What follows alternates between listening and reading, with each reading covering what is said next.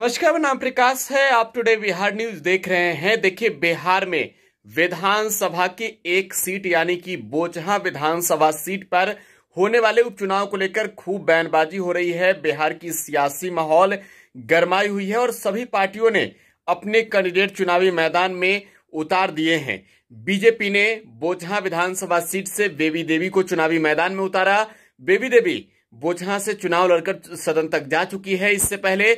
और विकासशील इंसान पार्टी ने आरजेडी को तो रमई राम की बेटी को चुनावी मैदान में उतारा, तो वहीं विकासशील इंसान पार्टी के विधायक रहे मुसाफिर पासवान, जो कि बिहार विधानसभा चुनाव 2020 में चुनाव जीते थे और उनके निधन के बाद से यह सीट खाली है, यहां से चुनाव हो रहा है।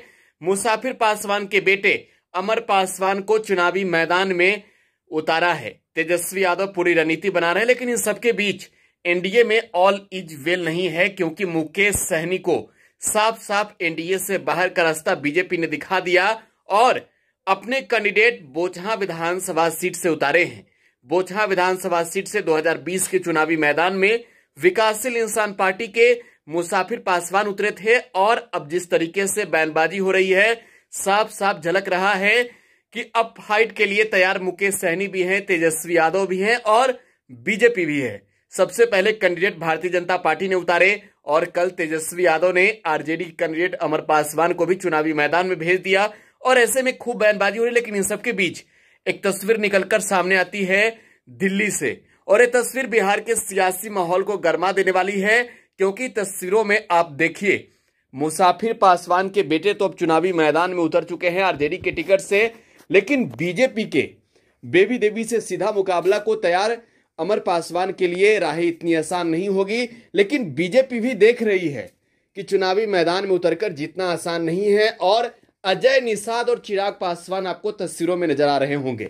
ये तस्वीर चिराग पासवान के दिल्ली स्थित आवास की है और इन तस्वीरों को देखकर आप समझिए, चिराग पासवान के साथ जो शख्स दिख रहे हैं वो भारतीय जनता पार्टी के मुजफ्फरपुर के सांसद हैं और इन्होंने ही मुकेश सहनी के खिलाफ बगावत शुरू की थी।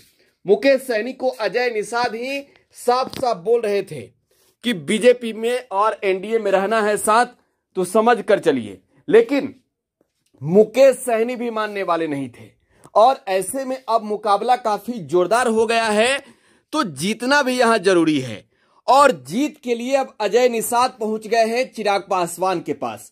देखिए, चिराग पासवान बिहार के सियासत में कई मायनों में अहम रखते हैं। बोचहा विधानसभा सीट के लिए पासवान वोटरों को तोड़ना है तो चिराग पासवान को मैदान में उतरना पड़ेगा और चिराग ने अब तक यहां से कैंडिडेट जारी नहीं किए हैं। ऐसे में अजय निषाद अब चिराग पासवान को साथ लाने के लिए पहुंच गए हैं, लेकिन इन सबके बीच क्या चिराग पासवान साथ आएंगे, ये तो देखने वाली बात होगी, बाद की बात है। लेकिन आपको बिहार विधानसभा चुनाव 2020 की भी यादें दिला दें।